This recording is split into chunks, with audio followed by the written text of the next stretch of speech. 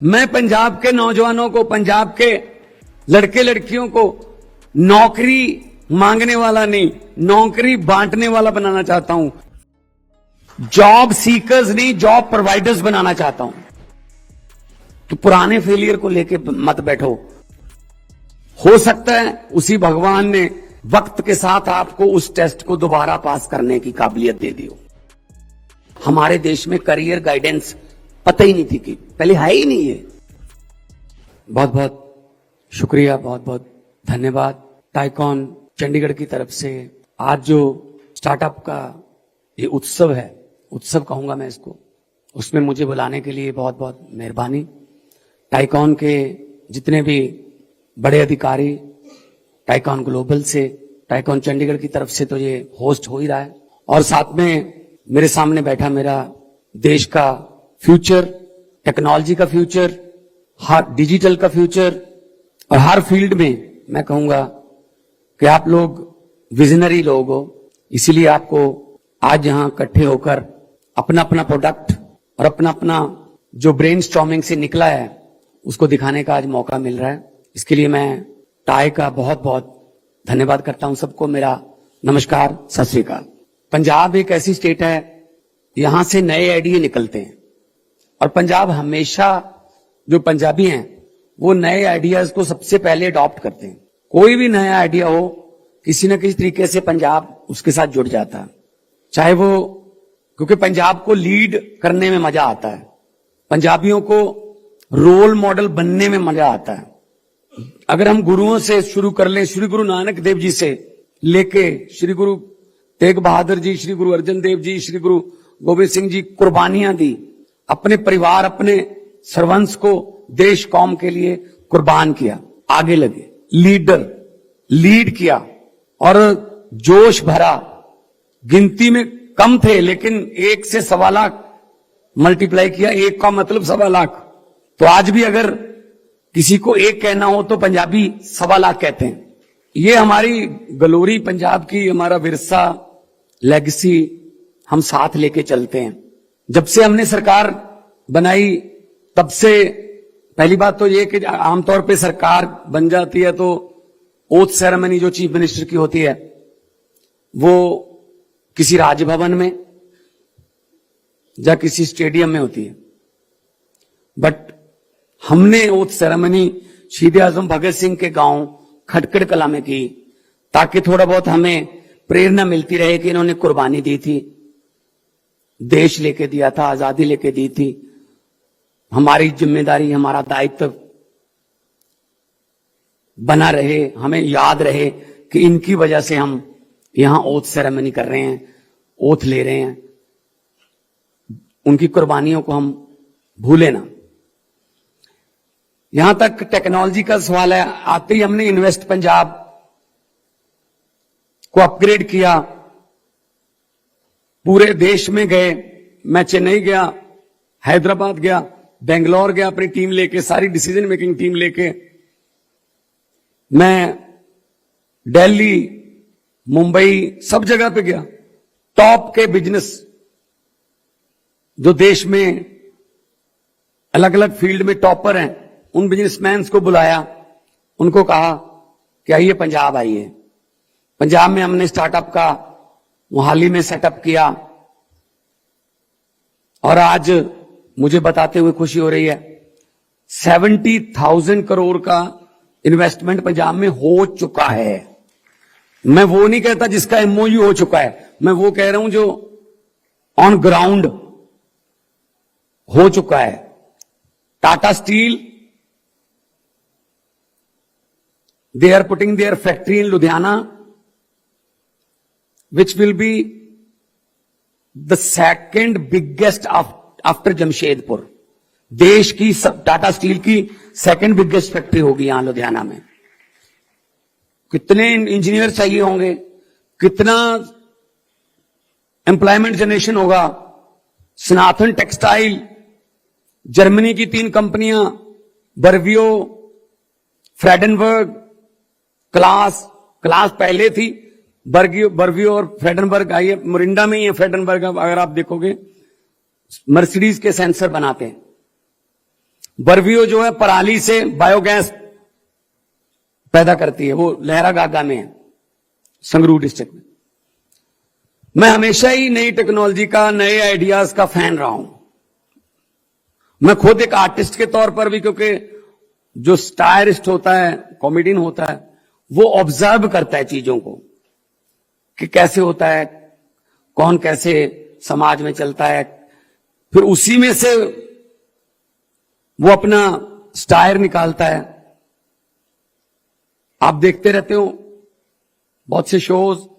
सो जब तक आइडिया नया नहीं होगा, लोग उस शो को पसंद नहीं करेंगे। उस समय लाफ्टर चैलेंज नया आइडिया था। फिर जो कौन बनेगा करोड़पति, ये यहां का आइडिया नहीं है। इसके पेटेंट राइट्स जो हैं, who wants to be millionaire, उसके हैं। तो उन्होंने राइट्स दिए हैं। यहां पे एक लाइट भी चेंज नहीं कर सकते उनको पूछे बिना, क्योंकि पेटेंट राइट्स उसके पास है। बहुत से शो ऐसे, बिग ब्रदर चलता था, यहां बिग बॉस है, यूके में बिग ब्रदर चलता था, वही, लेकिन उनसे क्योंकि राइट्स हैं उनके इंटरनेशनल। तो मैं भी यही हर रोज स्पीच में अपनी में कहता हूं कि अपने आप कुछ बनाओ। मैं पंजाब के नौजवानों को, पंजाब के लड़के लड़कियों को नौकरी मांगने वाला नहीं, नौकरी बांटने वाला बनाना चाहता हूं। जॉब सीकर्स नहीं, जॉब प्रोवाइडर्स बनाना चाहता हूं। उसके लिए हमने स्कूलों में बिजनेस ब्लास्टर शुरू किया। हम 5 बच्चों का ग्रुप बना लो, 6 का बना लो, हम 2000 रुपये बच्चे को देते हैं। कुछ बनाओ नया, कुछ आइडियाज बच्चों ने निकाले, और फिर उनके साथ हम बड़े जो बिजनेसमैन हैं, उसी से रिलेटेड, जो उस कैटेगरी से रिलेटेड, उनके साथ उनका टाई अप कराते हैं कि आप इनके साथ बात करो। मतलब बच्चे बहुत बड़े बड़े बिजनेस करने के लिए शुरुआत हो चुकी है उनकी। School of eminence, school of eminence क्या है? 8th क्लास तक बच्चों का पता चल जाता है बच्चा किधर जा रहा है। मेडिकल की तरफ जाना है, स्पोर्ट्स की तरफ जाना है, म्यूजिक की तरफ जाना है, इंजीनियरिंग की तरफ जाना है, किधर जाना है। तो हमने 9th, 10th, 11th और 12th क्लास के लिए एक टेस्ट लेके उसमें स्कूल ऑफ एमिनेंस में हम बच्चों को दाखिला देते हैं। जब तक वो 12th करके निकलेगा, क्योंकि स्पोर्ट्स वाले को स्पोर्ट्स की कोचिंग दी जाएगी, इंजीनियरिंग वाले को इंजीनियरिंग की पढ़ाई करवाई जाएगी, मेडिकल वाले को मेडिकल की तरफ लेके जाएंगे। तो जब तक 12वीं क्लास तक वो निकलेगा, यूनिवर्सिटी की तरफ जाएगा, तब तक उसका विजन क्लियर होगा कि मैं क्या बनना चाहता हूं। ये बहुत जरूरी है। हमारे देश में करियर गाइडेंस पता ही नहीं थी, कि पहले है ही नहीं है। मतलब हम लोग बहुत छोटे छोटे स्कूलों से पढ़ के आए हैं, छोटे छोटे कॉलेजों से, छोटे शहरों के छोटे कॉलेज। मुझे पता है इस बात का कि हम प्रोस्पेक्ट, कॉलेज में एडमिशन लेने के लिए प्रोस्पेक्ट ले लेते हैं, फॉर्म भी खरीद लेते हैं, उस फॉर्म को भर भी लेते हैं, son of, mother name, address, सब कुछ भर देते हैं। जब आप सब्जेक्ट की तरफ आते हैं कि आप कौन सा विषय में पढ़ाई करना चाहेंगे, तब तक हमको ये पता नहीं होता हमने कौन सा विषय में लिखना है। कोई इधर खड़ा या इधर खड़ा कोई दोस्त कहता है इकोनॉमिक्स मत लेना यार, ये बहुत मुश्किल है, इसकी जगह पे फिजिकल एजुकेशन ले ले। अबे क्या पता मेरी इकोनॉमिक्स ठीक हो, उसको वो फिजिकल एजुकेशन में ठीक हो, क्या पता मेरा मैथ अच्छा हो, वो हिस्ट्री में इंटरेस्ट रखता हो। तो ऐसे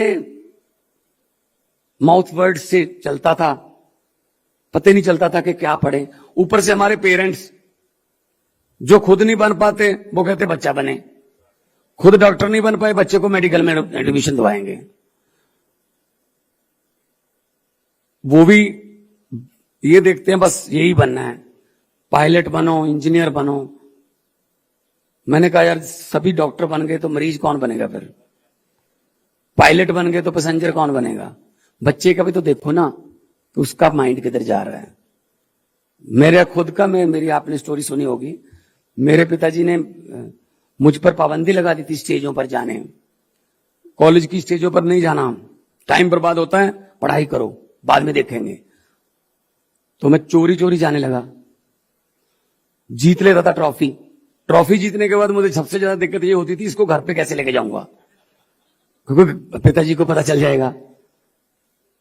और पंजाबी बच्चों की, खासतौर पे टीचर के बच्चों की पिटाई तो आम सी बात है, मतलब वो तो हमने अपनी किस्मत में मान रखा है कि होगी होगी। तो उसके बाद जब मैं I was in 12th grade at that time, 17.5 years की मेरी एज थी। 17.5 साल की उम्र में अचानक से मेरी सीडी आई और सुपर डुपर हिट हो गई। तो 6 महीने बाद नेक्स्ट आ गई, वो उससे भी हिट हो गई। तो फिर वही मेरे पिताजी स्वर्गीय महेंद्र सिंह जी, वही अखबार को इंटरव्यू देने लगे। बच्चे में बहुत पोटेंशियल था, मैंने बहुत इनकरेज किया। मैंने कहा कब किया सर, मैंने कहा कब किया इनकरेज, पिटाई की है, सच बोल दो इसमें क्या है। तो उनको भी फिर ये लगने लगा ना कि मैं, मतलब यहां तक हो गया था, फेम का जो नशा है माता पिता को कैसे चढ़ जाता है, कि मेरे पिताजी ने फोन किया मेरी छोटी बहन को, सगी बहन है मेरी छोटी, मनप्रीत, कि मनप्रीत मैं बोल रहा हूं फादर ऑफ भगवंत मान। उसने कहा जी मेरे नहीं हो। तो उनको आदत पड़ गई थी ये बोलने की कि मैं फादर ऑफ भगवंत मान।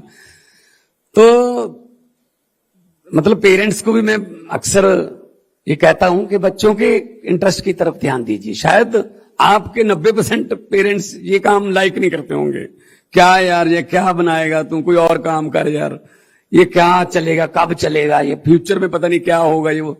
सो वो जल्दी सक्सेसफुल देखना चाहते हैं बच्चों को। खैर इच्छा होनी भी चाहिए, लेकिन अगर बच्चे के इंटरेस्ट के मुताबिक काम हो रहा है तो वही बच्चा आपको प्राउड फील करवा सकता है। और कभी भी मेरे सामने बैठे हैं बहुत यंग लड़के लड़के, अपने पुराने फेलियर को दिल पे नहीं लगना, पुराने फेलियर को दिमाग में भी नहीं रखना है, दिल पे भी नहीं रखना है। नई बात करो कि आज मैं क्या हूं, पुराना क्या हो गया भूल जाओ। मैं अपना एग्जांपल देता हूं, अपने एग्जांपल से पहले मैं एक और एग्जांपल देता हूं। एक हाथी था, एक महावत था, उसके पास हाथी था, बहुत ताकतवर हाथी था, बहुत ही कमजोर रस्सी से बांधा हुआ था उसको, मतलब इजीली हाथ से भी टूट सकती थी वो रस्सी, लेकिन उसने हाथी के पांव में वो रस्सी डाल के उसको बांधा हुआ था। कोई बंदा आया उसका दोस्त, उसने कहा यार ये तू बहुत बड़ा रिस्क ले रहा है। कहता क्यों?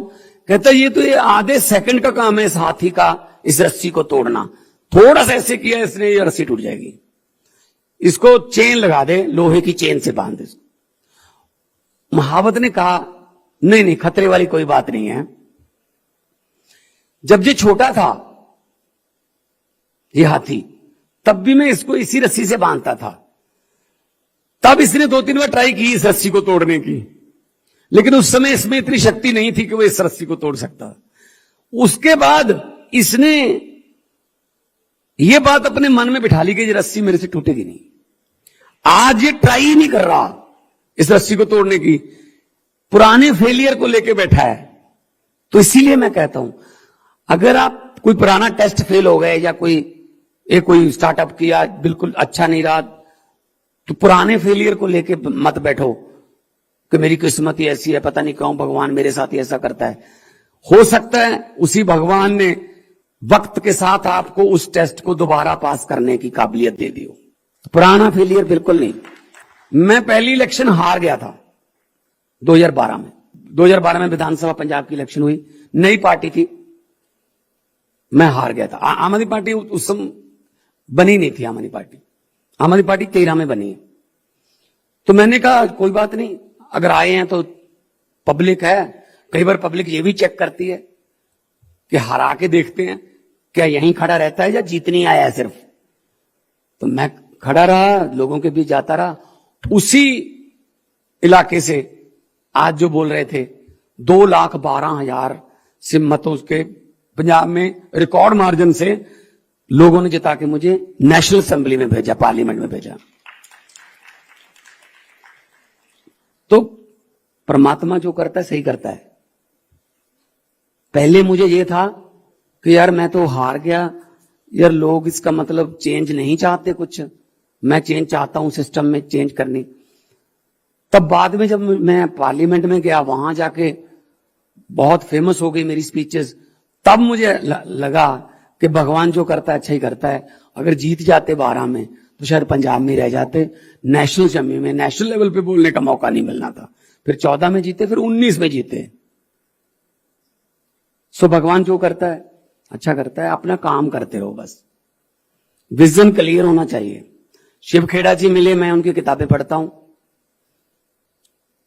यू कैन विन, मैं बहुत सी मोटिवेशनल किताबें पढ़ता हूं, स्पीचेस सुनता हूं, और मुझे अच्छा लगता है कि अब मैं इस पोजीशन पे हूं कि मैं आपको ये बता सकता हूं कि फेलियर और सक्सेस में क्या फर्क है। वो देखो ना, वो कहते हैं जी, जिस बंदे ने कोई गलती नहीं की, इसका मतलब फिर उसने काम भी नहीं किया। गलतियां काम के दौरान होती हैं, आगे बढ़ो, गलतियों से सीखो। हां, वही गलती दोबारा करोगे फिर बेवकूफी है, इसका मतलब सीखा नहीं है कुछ आपने। और अपनी अहमियत जरूर बना के रखो कि मैं हूं इस ऑफिस में, मैं हूं इस बिजनेस में, मेरा भी एक रुतबा है, मेरी अहमियत है, वो बना के रखनी है। मन्या कि 1 रुपया ਲੱਖ ਦੇ ਬਰਾਬਰ नहीं बहता, मन्या कि 1 रुपया ਲੱਖ ਦੇ बराबर नहीं बहता। पर जरा सोचो, जे ਲੱਖ चो 1 रुपया कट दी, वो भी ਲੱਖ नहीं रहता, वो 99,999 बन जाता है, लाख तो नहीं है ना। सो 1 रुपए की भी अहमियत है, अहमियत अपनी ऑफिस में बना के रखनी है।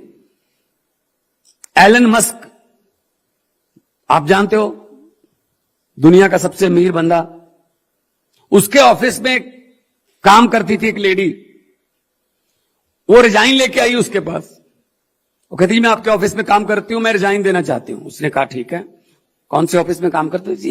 हेड ऑफिस में काम करती हूं। अच्छा ठीक है, ये मैं बाद में एक्सेप्ट करूंगा, $1 लाख ले, पूरी दुनिया घूम ले 1 महीना, बाद में तेरे इस्तीफे पर बात करेंगे। उसने कहा ये तो बड़ी अच्छी बात हो गई, इस्तीफा भी दे दिया मैंने और $1 लाख मिल गया, वो भी फ्री में मिल गया दुनिया घूमने के लिए।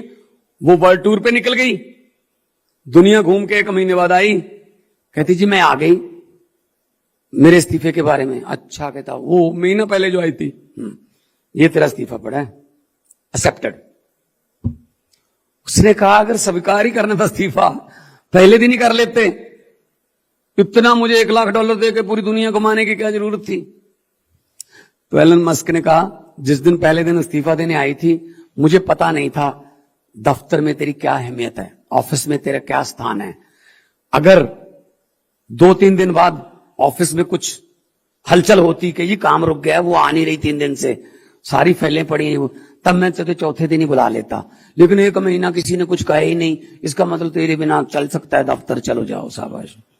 मतलब इसका क्या है कि आप जिस मर्जी ऑफिस में बैठो, जिस मर्जी कुर्सी पे बैठो, लेकिन अपनी अहमियत बनाओ कि मेरे बिना ऑफिस चल नहीं सकता अगर मैं 2 दिन ना आऊं। ये आपके हाथ में है कि आप उसको कैसे लेते हो। तो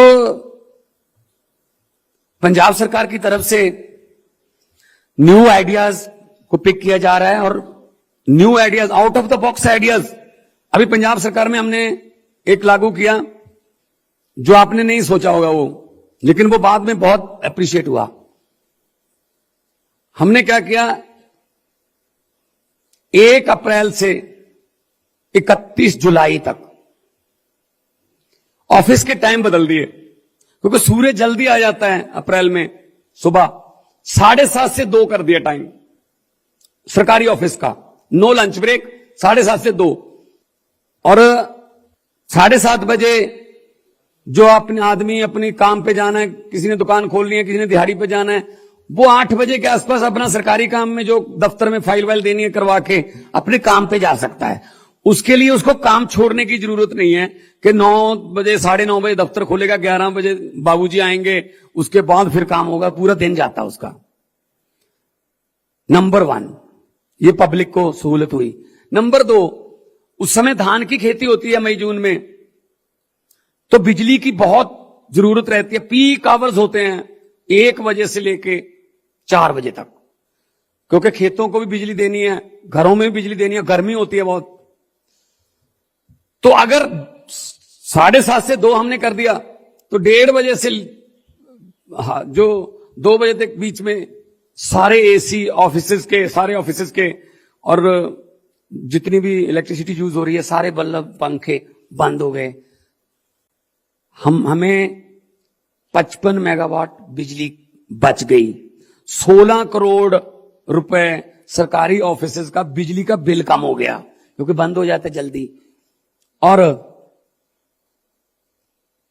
2 बजे ऑफिस में छुट्टी है, हमने उसको मैच कर दिया स्कूलों की छुट्टी से।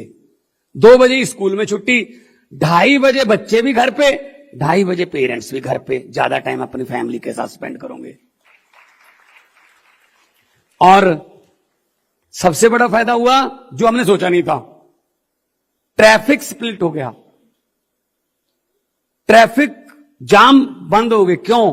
ये जो जीरकपुर से आते हैं, आप एयरपोर्ट रोड पे आते हो इधर जाने के लिए, अपने कामों पे जाने के लिए, जो 35 मिनट का ड्राइव था वो 5-7 मिनट का रह गया, क्योंकि कितनी गाड़ियां तो सुबह 7 बजे निकल गई। टाइम चेंज हो गया, पीक आवर का टाइम चेंज हो गया। 2 पीक आवर हो गए, 9 बजे वाला जो ऑफिस वाला और 7:30 बजे वाला हमारा सरकारी ऑफिस वाला, और ऐसे ही आते हुए हो गया।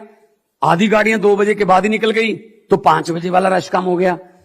आपको जानकर खुशी और हैरानी होगी, गल्फ न्यूज ने ये न्यूज अपने हेडलाइन, टॉप हेडलाइंस में दी, और दिल्ली और कोलकाता में ममता बनर्जी जी की मुझे बात हुई तो कह रहे ये मुझे बता दीजिए कैसे किया आपने। दिल्ली और कोलकाता में भी आने वाले दिनों में ये एक्सपेरिमेंट किया जा सकता है कि हम ऑफिस को 2-3 जोन में बांट लें। 8 बजे वाले स्कूल, 9 बजे वाले 8 बजे वाले ऑफिस, 9 बजे वाले ऑफिस और 10 बजे वाले ऑफिस। 3 भागों में हमारा ट्रैफिक बांटा जाएगा। 33%, तो ट्रैफिक नहीं होगा। आते हुए भी यही रहेगा। छुट्टी वो जो 8 बजे वाला वो 3 बजे, जो 9 बजे वाला है वो 10 बजे, जो 10 बजे वाला 5 बजे, तो फिर ट्रैफिक कम हो जाएगी इससे। कुछ आइडियाज नए जो हैं, मैं भी स्टार्टअप ही कर रहा हूं वैसे, तो अच्छा रहा, कामयाब रहा ये। फिर हमने एक colour coding of stamp papers की। आमतौर पे यहां पे बिजनेस करना है, कहीं भी करना देश में, पहले जमीन ले लेते हैं। 50 एकड़ जमीन ले ली डेरा बसी के पास, 1 करोड़ का 150 करोड़ रुपए इन्वेस्ट हो गया। सीएलयू नहीं मिल रहा, सीएलयू के पीछे पीछे चले हुए हैं। दफ्तर में बाबू नहीं मिल रहे, बुधवार वीरवार कर रहे हैं। 6 महीने हो गए, सीएलयू नहीं मिल रहा। कहीं ना कोई जुगाड़ लगा के सीएलयू लिया, तो चलो शुक्र है सीएलयू ले लिया। अगले दिन फायर वाले आ गए, भाई हमारे पास तो आए ही नहीं आप। फायर वालों के पीछे भागे, थोड़ा सा और जुगाड़ लगा के फायर वाला सर्टिफिकेट लिया। अगले दिन फॉरेस्ट वाले आ गए, भी हम भी हैं धरती पर। वो हुआ 2-2.5 साल मिल जाता, पैसा स्टक हो गया। 150 करोड़ 2-2.5 साल स्टक हो गया। कई बार तो ऐसा हुआ कि चलो छोड़ो यार, जमीन बेचो, चलो चलते हैं कहीं और, चलते। दुखी हो जाते थे व्यापारी। हमने एक बहुत ही यूनिक आइडिया निकाला, 100% मेरा स्टार्टअप है ये। मैंने कहा काम करते हैं, जो स्टैम्प पेपर है ना, इसकी कलर कोडिंग कर देते हैं। अब क्या है, पंजाब में जमीन खरीदनी नहीं है, आइडेंटिफाई करनी है। पहले आइडेंटिफाई करके उसका जमीन का जो नंबर है, खाता नंबर या खतौनी खेवट फर्द का नंबर, वो इन्वेस्ट पे जाके या तो पोर्टल पे डाल दीजिए, या फिर हमारे मोहाली वाले ऑफिस में आ जाइए। हमारी टीम सीएलयू वाली जाएगी उस जमीन पर, हमारी टीम फॉरेस्ट वाली जाएगी उस जमीन पर, फायर वाली जाएगी उस जमीन पर, पोल्यूशन वाली जाएगी उस जमीन पर। It will take 15 days, 2 weeks। 15 दिन में सारी टीमें हमारी जाके हमें बता देंगी जी हमारी तरफ से ओके है, यहां फैक्ट्री अगर लगाना चाहते हैं, हमारी तरफ से ये एनओसी है, कोई ऑब्जेक्शन नहीं है हमें। फिर हम कहेंगे इंडस्ट्रियलिस्ट को कि अब ना जो जमीन का सेलर है, जो बेच रहा है जमीन, उसको बुला ले, बुला भी इन्वेस्ट पंजाब के ऑफिस में ले, कहीं कचहरी में नहीं जाना पड़ेगा, वहीं पे एसी कमरे में एक तहसीलदार बैठा है कंप्यूटर लेके, आज आपकी रजिस्ट्री हो जाएगी। लेकिन आपको ग्रीन रंग का, हरे रंग का स्टैम्प पेपर खरीदना पड़ेगा, क्योंकि वो महंगा होगा थोड़ा, कारण उसमें सीएलयू के पैसे भी उसमें चार्ज हैं, उसमें फॉरेस्ट के भी सारा इंक्लूडेड है, उसमें जितनी भी आपको एनओसी चाहिए उसका जो फीस है वो इंक्लूडेड है। तो जैसे ही आपकी रजिस्ट्री हो गई 15 दिन बाद, 16वें दिन बाद आप भूमि पूजन करवा के या सुखमनी साहब का पाठ करवा के अपनी फैक्ट्री की पहली ईंट लगाकर अपना काम शुरू कर सकते हैं। 16 दिन, सिर्फ 16 दिन। और हमारे पास 100 से ज्यादा ऐसे लोग आ गए, और जो हैरान हो रहे हैं, ये ऐसा काम जो पहले 16 महीने नहीं होता था, 16 दिन में होने लगा। ऐसे हमने हाउसिंग के लिए कर दिया, रेड कर दिया उसके लिए, उसको रेड खरीदना पड़ेगा स्टैम्प पेपर, सारी इंक्लूडेड, सीवरेज, बिजली सब उसमें इंक्लूडेड होगा। हां, अगर वो कहे कि मेरे प्लाट बिके नहीं, आधे में फैक्ट्री लगा लेता हूं, फिर हम अगर जाएंगे, पूछेंगे ले आओ जी स्टाम्प पेपर, वो रेड दिखाएगा, काम ग्रीन वाला कर रहा है, तो फिर फाइन होगा, या जरूरी नहीं है कि हम उसकी परमिशन दें हम उसको, क्योंकि रेजिडेंशियल एरिया में हम क्यों देंगे परमिशन किसी फैक्ट्री की। तो ये फायदा होगा। 2 साल बाद आपकी फैक्ट्री में कोई आया, बाबू कागज दिखाइए, कुछ दिखाने की जरूरत नहीं है, ग्रीन स्टैम्प पेपर दिखा दीजिए। ग्रीन का मतलब ऑलरेडी सब कुछ आपने पे कर दिया। तो ये आइडिया भी हमारा बहुत अच्छा जा रहा है। सो आइडियाज हैं, तो पंजाबी आइडियाज में माहिर हैं हम, तो ग्लोबल सिटीजन हैं, जिस देश में हम गलती से भी चले जाएं वहां भी कामयाब हो जाते हैं। हाँ, बहुत कामयाब हो जाते हैं, जहां मर्जी चले जाओ। वो कोई पेस्ट की कंपनी थी, टूथपेस्ट की, सेल बढ़ानी थी, तो उन्होंने अपने पूरा सेल्स डिपार्टमेंट लेके आए कि जी क्या करना चाहिए। कोई बोले जी शाहरुख खान को ब्रांड एम्बेसडर ले लो, किसी ने कहा जी क्रिकेटर को ले लो, किसी को ब्रांड एम्बेसडर, किसी ने कहा जी आईपीएल की जर्सी पर हमारा नाम आ जाए, किसी ने कहा जी गांव गांव की जो सड़कें हैं उस पर हमारे बोर्ड लग जाएंगे।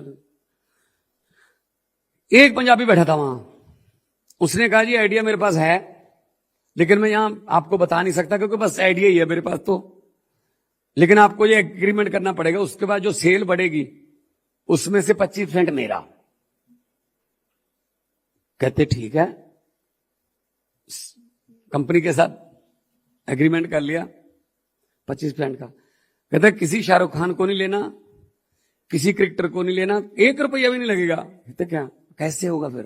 कहते देखो अब जो हमारा टूथपेस्ट है ना, ये थोड़ा दबाने से थोड़ा सा निकलता है पेस्ट जो है ब्रश के ऊपर, लोगों को आज तक कहता है ऐसे दबाने की है, थोड़ा सा इसका मुंह खुला कर दो, जैसे ही दबाएंगे इतना निकलेगा।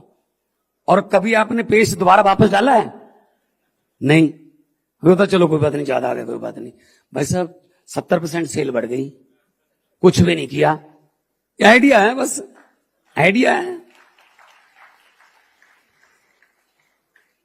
सो अपने मुझे अच्छा ये लगा, मैं यूथ को मिला, यंग लड़के लड़कियां अपने पांव पे खड़े होने की कोशिश कर रहे हैं, हो जाएंगे, कि किसी का मोहताज नहीं है हम, कि हमको ये नौकरी देगा ये नौकरी देगा, अपने आप बनते हैं। देखो जब वाजपेयी जी की गवर्नमेंट थी तो मेनका गांधी जी वहां मिनिस्टर थी, तो उन्होंने जानवरों की खेलों पर पाबंदी लगा दी। सर्कस में जो जानवर थे, सर्कस में जो जानवरों का खेल दिखाते हैं, पाबंदी लगा दी कि टॉर्चर करते हैं उनको। चलो लग गया, ऑर्डर आ गया फेडरल गवर्नमेंट का। कोलकाता में एक ओलंपिया सर्कस थी बहुत बड़ी, उनके पास 10 हाथी 7 शेर थे।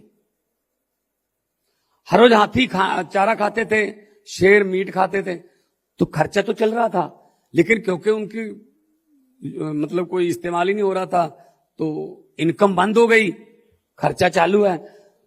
महीने 1.5 महीने बाद उन्होंने सोचा कि यार इनका क्या करना है। फिर हमने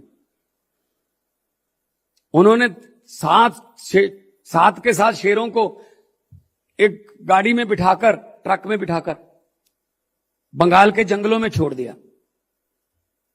10 दिन बाद पता चला उन 7 शेरों में से 5 शेरों को जंगली कुत्ते खा गए। कारण, जो शेर थे वो सर्कस में बना बनाया मीट खाने के आदी हो गए थे। वो भूल गए कि हमारा टैलेंट क्या है, हमारे पंजों में, हमारे जबड़ों में कितनी ताकत है। वो भूल गए। उनको बना बनाया मीट मिलता था, सुबह भी शाम को भी। दूसरी तरफ कुत्ते, जंगली कुत्ते भूखे मरते थे कि भूख से भी मरना है, चलो इकट्ठे होकर शेर को घेर लेते हैं। इससे क्या शिक्षा मिलती है? शिक्षा ये मिलती है, जो मां बाप, जो पेरेंट्स अपने बच्चों के लिए ज्यादा बड़े बैंक बैलेंस, ज्यादा प्रॉपर्टीज, ज्यादा ये अपना माल जो उसने कमाया होता है वो छोड़ के जाते हैं ना, बड़े बड़े प्लॉट, ये वो धिमका, अपने बच्चों के लिए, असल में वो अपने बच्चों को सर्कस का शेर बना जाते हैं। मैं ये कहना चाहता हूं, भूखे रह लो लेकिन शिकार अपना मारना सीखो। 2 दिन भूखे रह लेंगे कोई बात नहीं, शिकार अपना मारना सीखो, किसी पे डिपेंडेंट ना रहो, चाहे वो अपने पिताजी ही क्यों ना हो। वो उनका जमाना था, उनके जमाने में उनके काम थे, हमारे जमाने में हमारे काम है। तो मैं, पंजाबी में एक शेर है कि बेहिम्मते हुंदे ने ओ जेड़े बह के शिकवा करन मुकद्दरां दा। बेहिम्मते हुंदे ने ओ जेड़े बह के शिकवा करन मुकद्दरां दा। उगण वाले उग पैंदे ने सीना पाड़ के पत्थरां दा। मंजिल दे मत्थे ते तख्ती लगदी उन्हां दे नावां दी, जेड़े घरों बना के तुरदे ने नक्शा अपने सफरां दा। सो अपने सफरां दा नक्शा घर बना के तुरो। दुनिया दी कोई ताकत तुहानू रोक नहीं सकती। दुनिया दी कोई ताकत तुहानू मंजिल ते पहुंचण तो रोक नहीं सकती। सो इंपॉसिबल वर्ड होना नहीं चाहिए किसी दी डिक्शनरी च। और अज तक हुण तो मौके ही बहुत मिलते हैं। देखो जहाज कितना ताकतवर हुंदा है, 747, 787, 350 पैसेंजर, उन्हां दा समान, अपना वजन, 1.25 लाख लीटर तेल लैके उड़ जाता है। कितना ताकतवर हुंदा है। पर एक सोचो जरा, जो जहाज दिल्ली, मुंबई या अहमदाबाद इंटरनेशनल एयरपोर्ट ते गेट ते लग्या खड़ा हुंदा है, तो उसकी ताकत 0 हुंदी है, क्योंकि अगे जा नहीं सकता, ते जहाज दे बैक गेयर हुंदा नहीं, पिछे भी नहीं हो सकता। फिर एक छोटा ट्रैक्टर जा हुंदा है, उन्होंने पिछे करके सीधा कर दिंदा रनवे वाल नूं। जो रनवे दिख जाता जहाज नूं, फिर ट्रैक्टर नूं कहंदा कि तू परां हो जा, हुण मेरा काम है। फिर वो उड़ जाता उत्थों। ये उहदे इंजनां ते डिपेंड करता है। चंडीगढ़ उड़ के दिल्ली उतरूगा 40 मिनटां बाद, 35 मिनटां बाद, या फिर दिल्ली तो उड़ के सैन फ्रांसिस्को उतरूगा 12-13 घंटिया बाद, 14 घंटे। ये इंजनां ते डिपेंड करता है। मैनू ये पहले दिनों जो मैं स्टार्ट करता सी उदों भी, अज भी मैनू पता है, जिहड़ा मेरे देश का यूथ है, India is the youngest country on the earth. 65% साडा जिहड़ा एज हैगी आ वो 18 तो 35 है। सो मैनू पता है कि आज मेरे सामने जहाज बैठे बहुत बड़े बड़े यूथ, इन्हां दे इंजनां च बहुत ताकत है, पर इन्हां नूं कोई ट्रैक्टर, चाहे वो लीडर के रूप च, चाहे वो मैंटर के रूप, चाहे कोच के रूप च कोई मिल जाए जिहड़ा इन्हां नूं सीधा कर दे, फिर ये अपने आप उड़ जाणगे। इन्हां दे इंजनां च बहुत ताकत है। हाँ, पर मैं एक गल कहनी चाहूंगा कि जो ऊपर उड़ गए, रनवे नूं जरूर याद रखियो, क्योंकि उतरना भी हुंदा है, थल्ले भी होना हुंदा है। ये ना सोच लियो कि मैं हुण उच्चा हो गया, पता नहीं की हो गया। हंकार नहीं करना कदे भी। देखो, there is a hairline difference between self confidence and proud. थोड़ा जा फर्क है बस, सेल्फ कॉन्फिडेंस और प्राउड। मैं भी ये काम कर सकता हूं, सेल्फ कॉन्फिडेंस है। मैं भी ये काम कर सकता हूं, सेल्फ कॉन्फिडेंस है। मैं ही ये काम कर सकता हूं, ये प्राउड है, ये अहंकार है। सो सेल्फ कॉन्फिडेंस जरूर रखो, अगे बढ़ो। मुझे अच्छा लगे कि अज इत्थे बहुत ही ਐਕਸਪੀਰੀਅੰਸਡ ਬਿਜ਼ਨਸਮੈਨ ਵੀ ਨੇ, ਟਾਈਕਨ ਨਾਮ ਹੀ ਐਸਾ ਹੈ।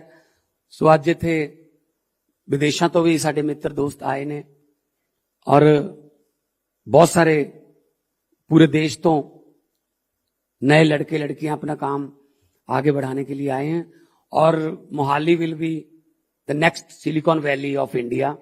आप आइए, मोहाली में काम करिए। सरकार की तरफ से आपको फाइनेंशियली भी आपको जो जरूरत होगी, किसी यूनिवर्सिटी के से जुड़ना है, किसी मतलब लैब से जुड़ना है, कोई और चाहिए, कोई लेटेस्ट मशीनें चाहिए, सब कुछ हम आपको प्रोवाइड करवाएंगे। आइए, पंजाब में काम करें। गुरुओं पीरों की धरती है, बहुत फर्टाइल लैंड है। जो भी आता है, मैं जो भी इंडस्ट्रियलिस्ट से मिलता हूं उससे मैं एक बात कहता हूं कि एक बार पंजाब में आके इंडस्ट्री लगा लो। मैं इस बात की गारंटी लेता हूं कि ये बरकत वाली धरती है, यहां कोई भूखा नहीं मरता। ये पूरे देश का पेट पालने वाली धरती है। इसलिए यहां का बंदा, यहां में बंदा भूखा रह जाए, ये सवाल पैदा नहीं हो सकता। सो हमारे तो गुरु नानक देव जी ने 20 रुपए का लंगर लगाया था बहुत सालों पहले। वो 20 रुपए का लंगर अभी भी चल रहा है। देखो, चाहे वो कहीं पे भी कोई भूकंप आ गया, कहीं पे कोई कुदरत की आफत आ गई, बाकी सामान पहुंचे ना पहुंचे, हमारा लंगर वहां पे जरूर शुरू हो जाता है। तो हम लोग हॉस्पिटैलिटी में माने हुए हैं। हम आपको वेलकम करते हैं। आइए, पंजाब में काम करिए। रेवेन्यू सरकार को दीजिए, सरकार वही रेवेन्यू आप पर ही लगाएगी और बेटर फैसिलिटीज देने के लिए। आपने मुझे इतने प्यार से सुना, धन्यवाद। लोगों को अक्सर कहते सुना है, जिंदा रहे तो फिर मिलेंगे। लोगों को अक्सर कहते सुना है, जिंदा रहे तो फिर मिलेंगे, लेकिन इस पंजाबी दिल ने कहा है, मिलते रहे तो जिंदा रहेंगे। बहुत बहुत धन्यवाद, बहुत बहुत शुक्रिया।